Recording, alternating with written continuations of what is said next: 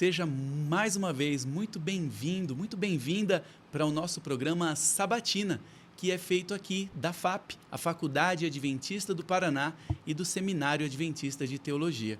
É feito para você, professor, professora da Escola Sabatina, para tornar a sua classe muito mais interativa, mais dinâmica, participativa.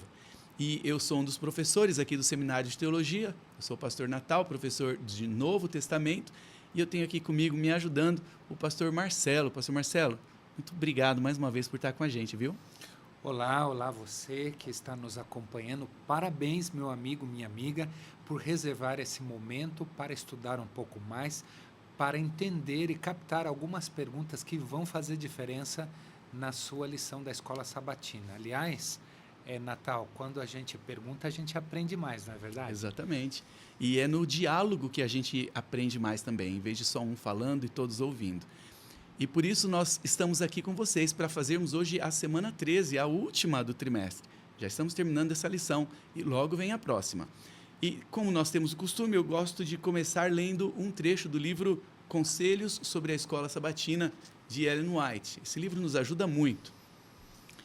Aqui diz assim, na página 18, o trecho de hoje, dessa semana: o estudante da Escola Sabatina deve sentir tão integral fervor para tornar-se inteligente no conhecimento das Escrituras, como em destacar-se no estudo das ciências.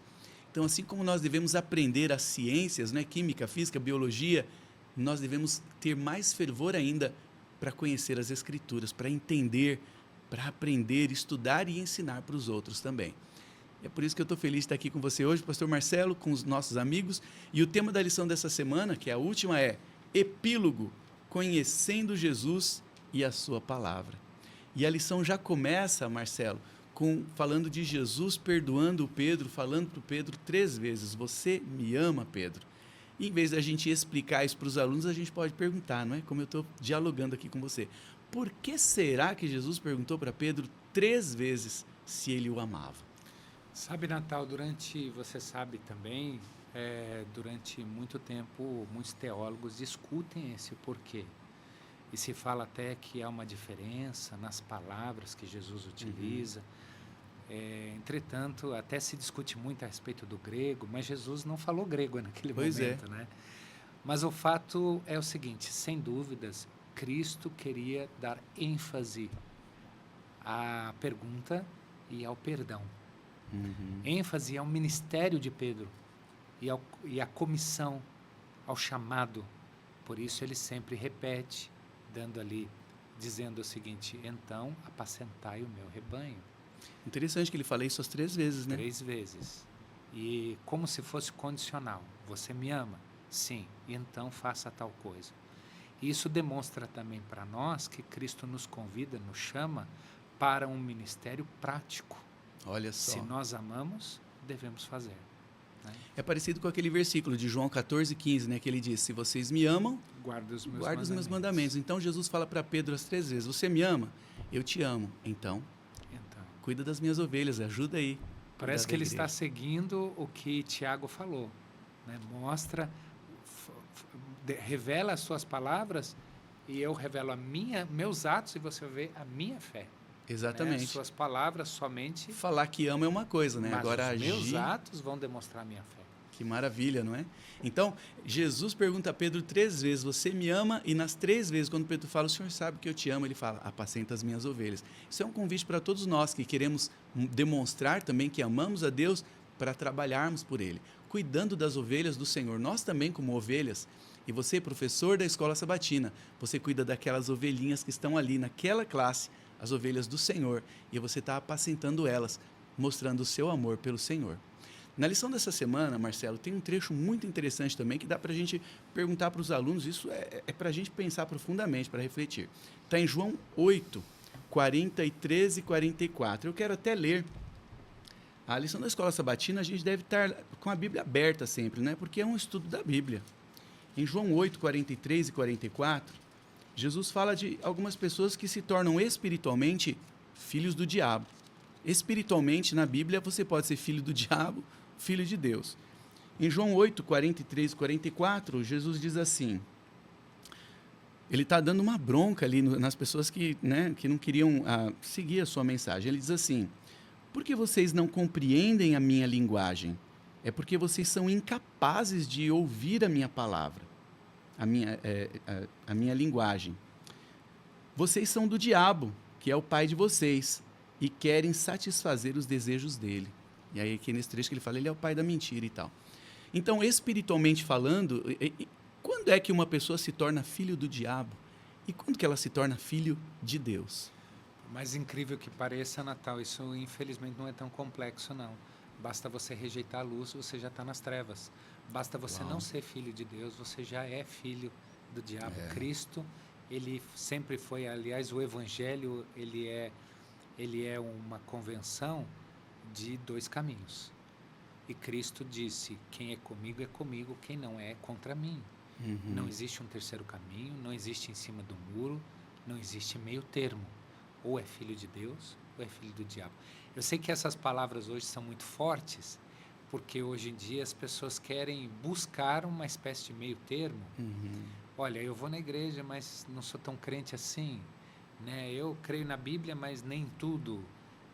Eu gosto de Deus, e hoje tem também aquele grupo que se identifica como os desigrejados, ou seja, eu gosto de Jesus, mas não gosto da igreja. Então, essa dualidade não existe no Evangelho. Ou eu sou de Jesus, ou eu não sou. Ou eu sou filho de Deus e aceito a palavra de Deus, e quando eu digo que não aceito a Cristo, não aceito a sua palavra, eu me torno filho do diabo. É assim que Cristo É pesado isso, não é? Sim, mas não deixa de ser verdade. Não deixa de ser verdade, porque a vida espiritual é assim, ou é tudo ou é nada.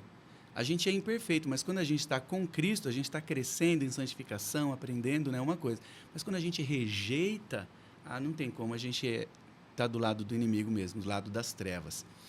A lição da Escola Sabatina dessa semana, ao falar de que nós temos que conhecer a Jesus e sua palavra, nós precisamos enfatizar isso para os alunos. Nós precisamos conhecer a palavra de Deus e obedecer como ela é, e não torcê-la de acordo com a nossa própria vontade.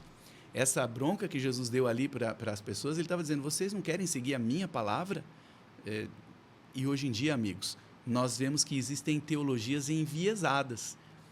Claro que na classe da Escola Sabatina a gente não vai mencionar isso, não é porque às vezes tem até visitantes e tudo, mas para você, professor, professora, hoje existe a tal da teologia feminista, teologia negra, teologia queer, LGBT, teologia não sei do que lá, e essas são tentativas de distorcer a palavra de Deus para aplicar de acordo com o ponto de vista de cada um, e não do jeito que Jesus está dizendo. Então, em vez de mencionar esses tipos de teologia, a lição da Escola Sabatina está falando da teologia do alto e a teologia da terra, teologia humana. Marcelo, a gente pode perguntar para os alunos, né, em vez de mencionar a teologia queer e tal, mas perguntar qual é o perigo das teologias da terra, as teologias humanas, em vez da teologia do céu, a teologia bíblica pura. Exatamente, Natal.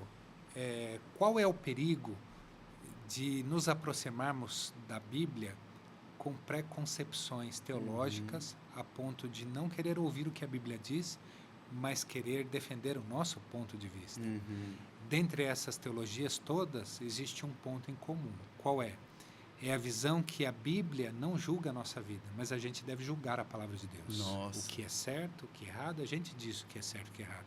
Todas elas manifestam esse tipo de comportamento, sendo que a teologia bíblica, que é a teologia, por exemplo, que Paulo nos ensina, ele diz que a palavra revela a lei, e a lei é um espelho. O que faz o espelho mostra a nossa realidade e o acerto e o erro. Então, a Bíblia nos mostra o que temos que mudar, e não nós devemos mostrar o que a Bíblia deve mudar. Que maravilha! Isso é muito forte, né? Nós é que somos julgados pela Bíblia, mas as pessoas querem julgar a Bíblia.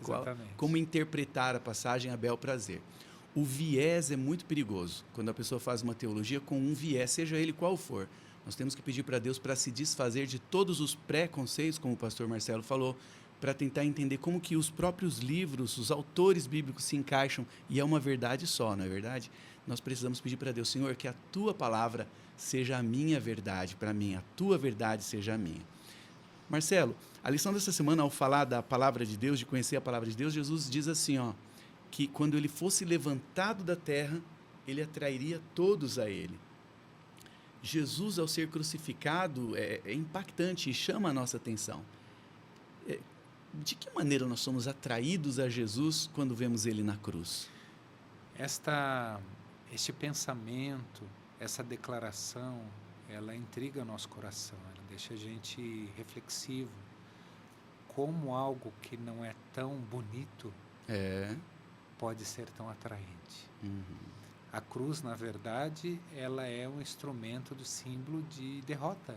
Mas como ela pode ser vitória na vida do cristão? Ao olhar para a cruz, ao olhar o sofrimento de Jesus, isso toca o nosso coração. Mas como tocar o nosso coração vendo um sofrimento de um homem que de repente a gente não conhece?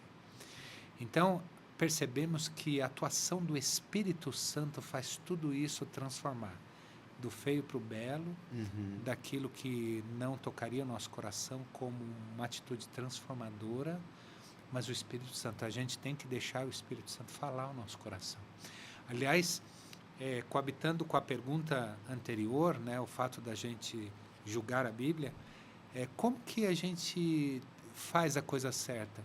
É indo na palavra de Deus durante o dia, na manhã, com o coração aberto, orando antes e falando: Senhor, o que o Senhor tem para falar comigo? Às vezes a gente se aproxima de Deus com tanta coisa que não tem espaço para que Deus fale com a gente. O que o Senhor tem para falar comigo nesta manhã? O que eu posso mudar? Como eu posso ser um melhor pai, uma melhor mãe, um melhor filho? Como eu posso me relacionar melhor com as pessoas?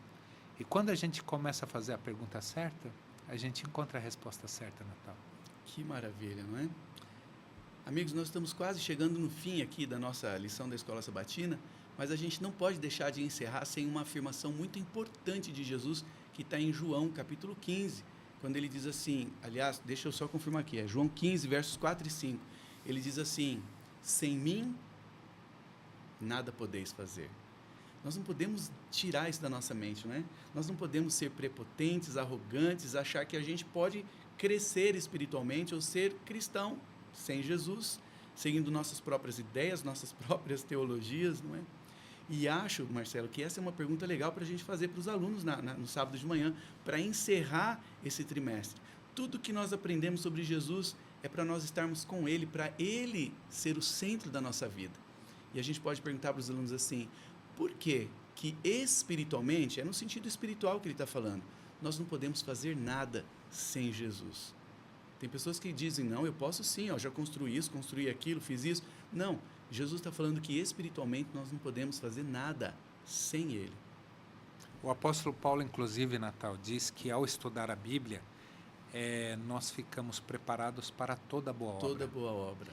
Isso é muito importante, porque naturalmente, nesse mundo, a mídia, o meio de comunicação, a sociedade nos leva a entender que nós somos independentes, somos onipotentes, podemos todas as coisas, e mais, que a resposta de tudo que nós precisamos está dentro do nosso coração. Isso é uma tremenda mentira.